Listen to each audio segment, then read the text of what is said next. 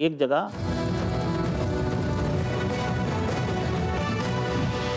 دیں کیونکہ جو طاقتور مجرم ہوتا ہے وہ ہمیشہ اپنے آپ کو قانون سے اوپر رکھنا چاہتا ہے. مارشل لاء لگتا تھا، قانون ختم، انصاف ختم.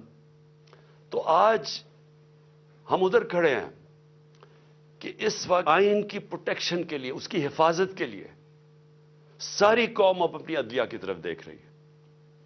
اور جو دوسری طرف ہے، سارا جو ٹولہ جمع ہوا ہے اسٹیٹس کو کا، مافیاز جنہوں نے اس 20 سال سے چوری کر کے لوٹا، پیسہ باہر بھجوایا، اور ان کا ایک مقصد ہے کسی طرح وہ پیسہ بچ جائے، ان کا پیسہ خطرے میں آ جائے جو اتنی محنت سے انہوں نے چوری کیا.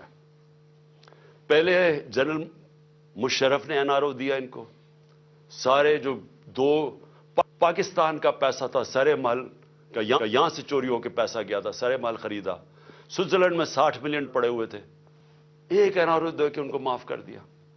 ادھر سے حدائبہ پیپر مل 90 کی دہائی میں 1 ارب روپے کی کرپشن، منی لانڈرنگ کی ہوئی تھی شریف خاندان نے، اس کے اوپر اس کو روک دیا ڈیل کر کے. کوئی جنرل مشرف یا کسی جنرل کو اختیار ہی نہیں دیا ہوا. کوئی آئین اختیار نہیں دیتا کہ آپ قوم کا پیسہ، کرپشن قوم کا پیسہ ہوتا ہے.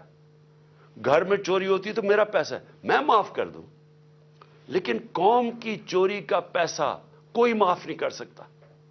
لیکن یہاں ہوا، وہی صاحب اقتدار، وہی مافیاز قانون کے اوپر آ گئے.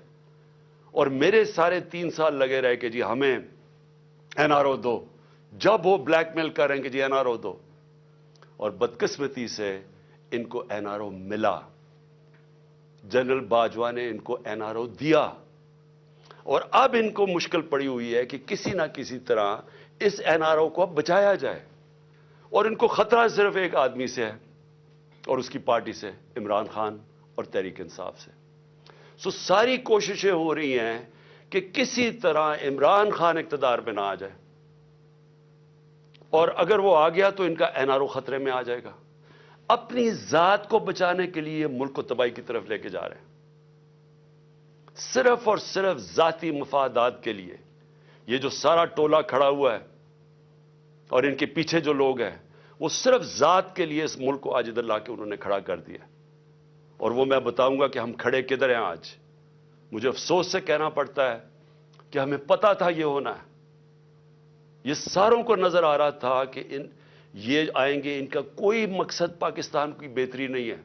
نہیں تو 30 سال ان دونوں خاندانوں نے باریاں لی ہیں، پاکستان تو بنگلہ دیش کے بھی پیچھے چلا گیا. تو اب انہوں نے کیسے ٹھیک کرنا تھا؟ تو سب کو پتا تھا یہ کیوں آ رہے ہیں. اور ان کو اوپر جب مسلط کیا گیا، اور اس کے اوپر میں بعد میں آتا ہوں. تو میں آج پہلے تو اپنی عدلیہ کو، اپنی قوم کی طرف سے خراج تحسین پیش کرتا ہوں کہ ہماری ساری امیدیں اب پاکستان کی عدلیہ سے. بدقسمتی سے ماضی میں ہماری جو عدلیہ کا رول رہا ہے، مجھے افسوس سے کہنا پڑتا ہے کہ وہ طاقتور کے ساتھ کھڑی ہو جاتی تھی. انہوں نے کمزور کا ساتھ نہیں دیا. انہوں نے ہمیشہ وہ جو نظریہ ضرورت، ڈاکٹرن آف نیسیسٹی، اس کے تحت انہوں نے بدقسمتی سے ہماری جمہوریت کو بھی نقصان پہنچایا. کہ جدھر رول آف لاء نہیں ہے، جدھر قانون کی حکمرانی نہیں ہے، وہاں جمہوریت نہیں ہے. کوئی یہ نہ سمجھے کہ جدھر جنگل کا قانون ہے وہاں جمہوریت آئے گی. ہو ہی نہیں سکتا. الیکشن تو ساری دنیا میں ہوتے ہیں. کون سے ڈکٹیٹر نے الیکشن کروائے؟ کون سی ڈیولپنگ دنیا میں الیکشنز نہیں ہوئے؟ لیکن جمہوریت نہیں ہے وہاں. کیونکہ جمہوریت تو آتی تب ہے جب رول آف لاء ہو، اور رول آف لاء آنے ہی نہیں دیا یہاں. مارشل لاء لگتا تھا، ویسے ہی ڈاکٹرن آف نیسیسٹی، نظریہ ضرورت آ جاتی تھی. اور نہیں تو جب یہ دو جماعتیں آئی ہیں، انہوں نے اپنے آپ کو قانون کے اوپر رکھنا تھا تو انہوں نے بھی عدلیہ کے نظام کو چینج کیا. جو ڈنڈے مار کے چیف جسٹس سجاد علی شاہ کو اس کے اٹیک کیا سپریم کورٹ کو، وہ ایک جمہوری حکومت نے کیا تھا، مارشل لاء نے نہیں کیا. ان کو اتنا خوف تھا آزاد عدلیہ سے کیونکہ یہ جب چوری کرتے ہیں تو یہ دیکھ ہی نہیں سکتے کہ اس ملک کی عدلیہ آزاد ہو جائے، کیونکہ چوری پکڑی جائے گی. اور وہی سجاد علی شاہ کر رہے تھے، جسٹس سجاد علی شاہ. اور انہوں نے اس کو اٹیک کر کے ہٹایا گیا، ججز خریدے، بغاوت کروائی سپریم کورٹ میں صرف اپنی چوری بچانے کے لیے. اور آج بھی ہم وہاں کھڑے ہیں کہ یہ پورا ہماری عدلیہ کے اوپر زور لگا رہے ہیں. ہر قسم کا اب یہ بلیک میل کریں گے، ہر قسم کی ان کی ایک ہی کوشش ہوگی کہ پاکستان کی عدلیہ پھر ان طاقتور کا، ان چوروں کا ساتھ دے. اور اس کے لیے یہ بلیک میل کر رہے ہیں. اور ہر قسم کی، میں اپنی قوم کو کہنا چاہتا ہوں، تیاری کریں آپ.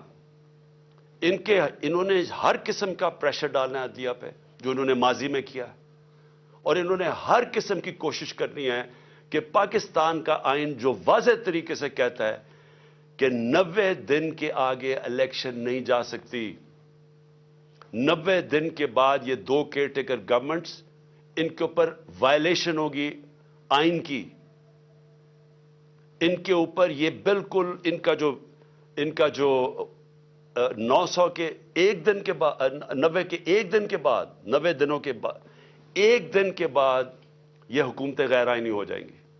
ان کے کوئی آرڈرز نہیں سننے چاہیے کسی بھی بیوروکریٹس کو، کسی پولیس والے کو، کیونکہ قانون ان کو، آئین ان کو اجازت نہیں دیتا. تو جو اس ملک کی، میں قوم کو صرف آج سب سے پہلے تو یہ بتانا چاہتا ہوں کہ اپنی عدلیہ کے ساتھ ہم نے کھڑے ہونا ہے. ان کو ہماری ضرورت پڑے گی، کیونکہ ابھی سے ہی ان کے خلاف سٹیٹمنٹس آنی شروع ہو گئی ہیں، ان کو پریشر ڈالنے کی کوشش کی گئی ہے. جبکہ آئین واضح ہے، اس کے باوجود یہ کہنا یہ کوشش کر رہے ہیں. اور یہ جو دو مافیا فیملیز اس ملک کے اوپر مسلط ہوئی ہیں، یہ سارا وقت ان کا یہ نہیں کہتی، ان کو شرم بھی نہیں آتی یہ کہتے ہوئے. یہ اصل میں یہ کہتے ہیں کہ ہم قانون سے اوپر ہیں. نواز شریف کہتے ہیں میرے سے بڑا ظلم ہوا ہے، مجھے نکالا گیا. 1.5 سال اس کے اوپر تفتیش کی گئی سپریم کورٹ، اس کے بعد JIT، اس کے بعد ثابت ہوا اس کی کرپشن کا کہ 4 لندن میں بڑے بڑے فلیٹ جو پینما کے انکشاف میں سامنے آئے تھے، جو کسی ہم نے نہیں نکالے. انٹرنیشنلی ان کو اللہ کی پکڑ تھی. ان کے فلیٹ سامنے آ گئے جو ہمیشہ کہتے تھے ہمارے نہیں، ماننے پڑے ہمارے ہیں. اور عدالت میں بتا ہی نہیں سکے کہ پیسہ کدھر سے آیا. تو اس کے بعد جب عدالت نے ان کے خلاف فیصلہ کیا تو یہ نہیں کہ ابھی تک ثابت نہیں کر سکے کہ کدھر سے منی ٹریل گئی اس ملک سے پیسہ یہ فلیٹ خریدنے کو. ایک ڈاکیومنٹ نہیں دے سکے ثابت کرنے کے لیے. لیکن وہ کہہ یہ رہے ہیں کہ جرت کیسے پڑ گئی کسی کے ہمارے اوپر کیس کرنے کی، عدالتوں کو کیسے جرت پڑ گئی ہمارے خلاف فیصلہ کرنے کی. یہ اصل میں یہ کہہ رہے ہیں. اور ابھی بھی یہ کوششیں کریں گے، کیونکہ الیکشن سے یہ ڈرے ہوئے ہیں، عوام سے ڈرتے ہیں. پہلے کہتے جی ووٹ کو عزت دو، بڑی کیمپین کی ووٹ کو عزت کو. ہم جب پاور میں تھے الیکشنز کرواؤ، 3.5 سال میں سنتا رہا جی الیکشنز کرواؤ. اور اب الیکشن سے بھاگ رہے ہیں، کیونکہ یہ تب الیکشنز کروائیں گے. سب سے پہلے عمران خان کو ڈسکوالیفائی کرو، عمران خان کو جیل میں ڈالو. یہ نواز شریف کی شرائط ہیں. اس کو وہ لیول پلینگ فیلڈ کہتا ہے. خود پکڑا گیا ہے اربوں روپے کے وہاں پراپرٹیز میں بیٹھا ہوا ہے، ثابت نہیں کر سکتا. عدالتوں سے، جیل سے باہر بھاگا ہوا ہے جھوٹ کے اوپر. یہ شہباز شریف نے جعلی ایفیڈیوٹ دیا ہوا ہے لاہور ہائی کورٹ کو. کوئی شرم نہیں ہے اس کی. لیکن عمران خان کو جیل میں ڈالو، ڈسکوالیفائی کرو. تحریک انصاف کے لوگوں کو پکڑ دھکڑ کرو. شرمناک رول ہے اس ملک کی الیکشن کمیشن کا.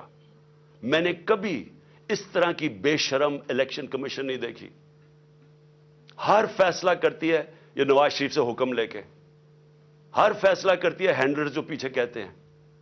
2 جو کیئر ٹیکر گورنمنٹس بنائی ہیں انہوں نے، ہم نے اتنے نام بھی ویسے دیے جو کہ غیر جانبدار تھے. انہوں نے جان کے ان لوگوں کو اوپر بٹھایا ہے جو یہ لاہور کا چیف منسٹر بنایا ہے. اس کو بالکل جو سب سے بڑا دشمن تھا تحریک انصاف کو، اس کو اوپر بٹھا دیا. جیسے آفیسرز پوائنٹ کر رہے ہیں، جو یہ جو پولیس والوں کو رکھا گیا جنہوں نے ہمارے پر تشدد کیا، ان سب کو اوپر بٹھا دیا. تو ہمارے اوپر کیسز کرو، پارٹی کو توڑو. جب یہ سمجھیں گے کہ یہ بالکل گراؤنڈ تیار ہو گئی ہے ان کے لیے، तब ये चाहते हैं इलेक्शन करवाओ, इसलिए भाग रहे हैं इलेक्शन से। और मैं वैसे इनको कह दूं कि जितनी भी देर आप कर लें रिजल्ट वही निकलना है, जितनी धांधली कर लें रिजल्ट वही निकलना है, लेकिन मुल्क तबाह हो रहा है। हमारी सारी कोशिश ये थी कि इलेक्शंस अभी इसलिए हम करवाना चाहते थे कि इलेक्शन एक ही तरीका है इस दलदल में जो मुल्क फंसा दिया उससे निकलने का, और तो दूसरा रास्ता ही कोई नहीं है। तो हम अपने मुल्क के लिए अपनी दो गवर्नमेंट्स डिसॉल्व करते हैं अपने मुल्क की खातिर, कि किसी तरह हम जो ये उधर पहुंचा दिया इन्होंने पाकिस्तान को, कि इस मुल्क की 75 साल तारीख के अंदर कभी मुल्क के ये हालात नहीं थे जो आज है। किसी से पूछे या छोड़े कि मैं इमरान खान क्या कह रहा है, मैं चाहता हूं कि किसी इकोनॉमिस्ट से पूछ लें, कोई गैर जानबदार लोग एक्सपर्ट्स हों पॉलिटिक्स के, इकोनॉमिक्स के, उनसे तो पूछे कि कभी पाकिस्तान के ये हालात थे। और कोई आगे रोशनी भी नहीं नजर आ रही। जितनी देर ये बैठे रहेंगे ये और हम डूबते जा रहे हैं। मेरे पास अदाद व शुमार हैं, मैं ये फिर से अपनी कौम को बताना चाहता हूं कि ये जो हालात आज हैं, कैसे इस मुल्क का तनख्वाहदार तबका अब गुजारा करेगा। और अभी शुरुआत है, अभी जो IMF के साथ इन्होंने तय किए कंडीशंस, उसके बाद जो अब लहर आने लगी है महंगाई की, कैसे, मैं तो अभी बताऊंगा जो आज हालात है, अभी मजीद जो आगे होंगे वो कैसे वो बर्दाश्त करेंगे वो लोग।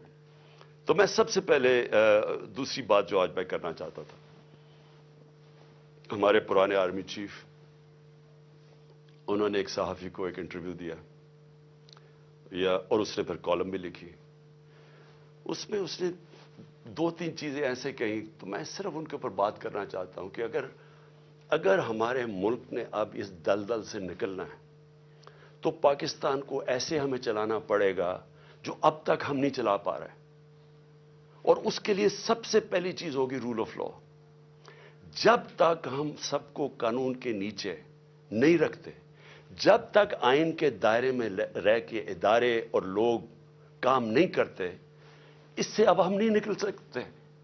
मैं फिर से कह रहा हूं, एक है नेमतों का रास्ता, वो बिल्कुल मुख्तलिफ है, एक है तबाही का रास्ता, उस तरफ हम निकले हुए हैं। तो ये जो आर्मी चीफ ने, एक्स आर्मी चीफ ने बातें की, सबसे पहले तो मुझे हैरत हुई कि उसने कहा जी इमरान खान मुल्क को तबाही की तरफ लेके जा रहा था, मैंने इमरान खान से मुल्क को बचाना था। तो तस्लीम कर लिया कि उसने फैसला किया था गवर्नमेंट गिराने का, जो मैं और सारी कौम को वैसे ही पता है। लोगों को तो अब सोशल मीडिया का जमाना है, वो आखिरी रात जिस दिन वो मैंने कहा था कि कोई रह तो नहीं गया, तो उस दिन रात को तो सब कौम को पता चल गया था कि कौन था पीछे इसके। वो अरशद शरीफ शहीद ने बड़ी जबरदस्त बात की, वो कौन था, तो सबको पता था वो कौन था। ये नहीं मैं सोच रहा था कि वो तस्लीम ही कर जाएगा कि वो मैं था। और उसने कहा कि बड़े बुरे हालात थे पाकिस्तान के और तबाही की तरफ जा रहा था। तो पहले तो उसने इकोनॉमी की तरफ कहा, फिर उसने फॉरेन पॉलिसी की तरफ कहा कि अमेरिका बड़ा नाराज था, अमेरिका खुश नहीं था इमरान खान से, और फॉरेन पॉलिसी का भी वो एक्सपर्ट था।